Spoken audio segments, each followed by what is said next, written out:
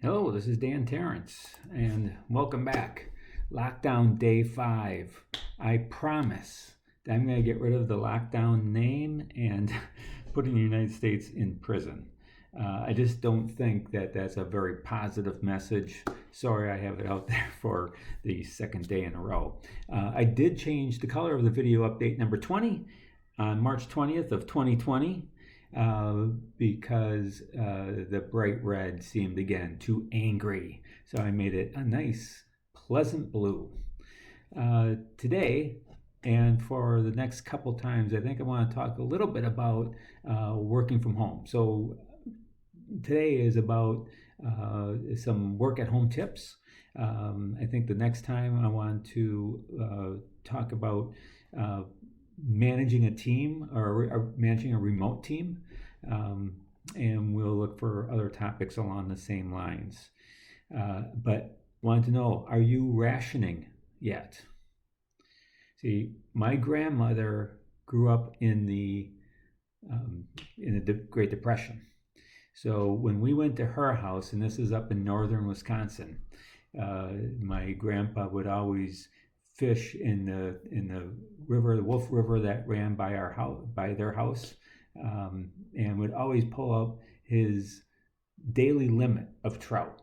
So the freezer was always full of trout, and my grandmother made the best fried fish ever. I think the trick was that she saved grease from bacon in a coffee can, and then made the fish from the bacon grease. She saved everything. I don't know if it even had trash at the end of the week, but that's just kind of growing up in that environment. And my mother was, picked up a lot of those traits from being, just very frugal in that way. And I even see that in my daughter.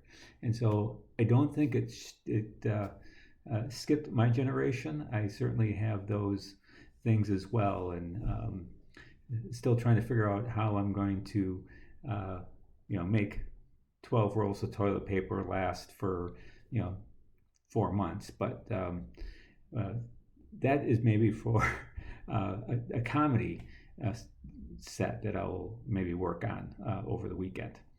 All right, so rationing, working from home, there could be, depending on your environment, there could be less disruptions, from where you are in the office, or there could be more distractions. And it can operate on us in two different ways. There's this, like we work too much because we don't have any boundaries.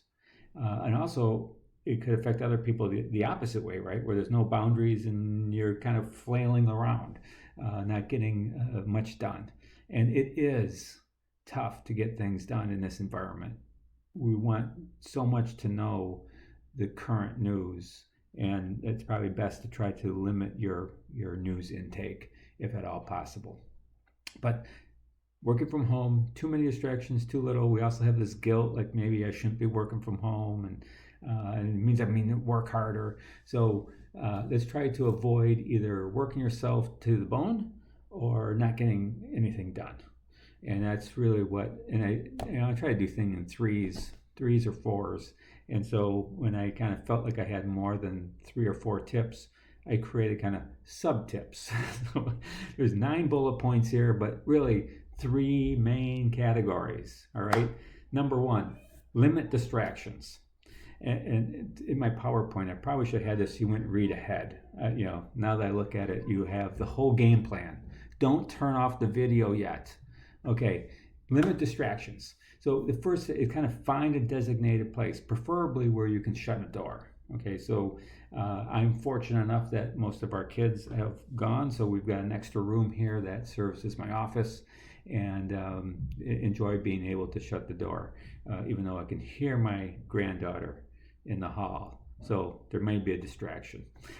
Turn off notifications, new emails, all the social media posts. We get bombarded by notifications. It really hurts productivity. If you really want to get something done, turn off those notifications. There'll be plenty of time afterward to get caught up on all of that. and limit stuff that you wouldn't have normally at work, but you have in your home office. There's a TV, there's music, there, family and friends, pets. It's probably best just to have some kind of rules of engagement here, so that they know when you got your headset in or you got your door shut that this is work time. Doesn't mean you can't have breaks and enjoy those things that you wouldn't have at work during your breaks, which kind of leads to number 2, which is have a plan. Schedule your day. Make sure you've got time scheduled to get specific things done. Take breaks. So there is some research that's been done around kind of the amount of time that you can really focus in and concentrate, and then could use a break, somewhere around 25-30 minutes. So if you work really heads down, headset in, whatever, 30 minutes, take 5 minutes and get up. Go get a cup of coffee, make a fresh pot,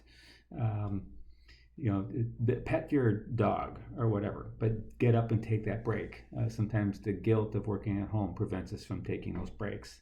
And quit at ending time.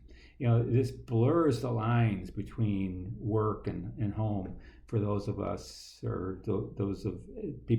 for people who aren't normally working at home or only have done it once a day or once a week. Like I've had the opportunity to do a little more work from home over the last couple of years, but so I've got a kind of a head start, but I don't work from home every day, and so this is new to me as well.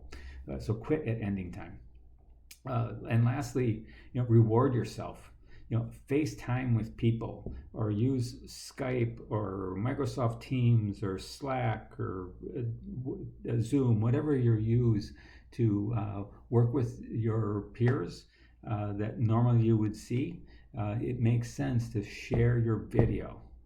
I think that's important to do a couple times a day, because you're still all in this together, and this is a transition from what you used to have to kind of a new normal here, at least that we'll probably experience for the next couple months.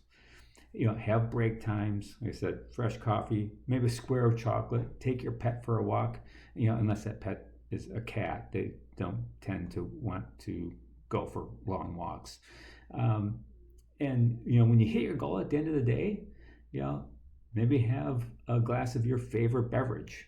It might be a vitamin water that you've been rationing and really want now that you've gotten to the end of your day. Or it could be a cold glass of wine, or a warm glass of wine if you like red, I suppose.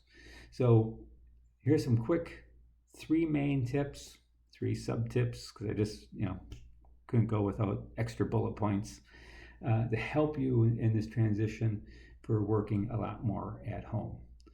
All right, it is Friday afternoon, and I hope that you and your family remain safe.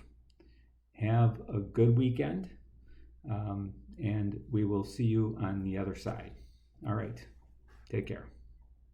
Oh, before I go, right up here, that's a subscribe button, so you should subscribe to the channel. Also, if you're already a subscriber, right where the subscription is, there should be a bell. Hit that bell, because then that will give you a notification that that I have a new video out, in case I stop doing the emails. And I probably won't do it for this one. And then right over here on the side is going to be a video of the first video of this, which if you missed it, go see that. All right, have a great weekend. Take care.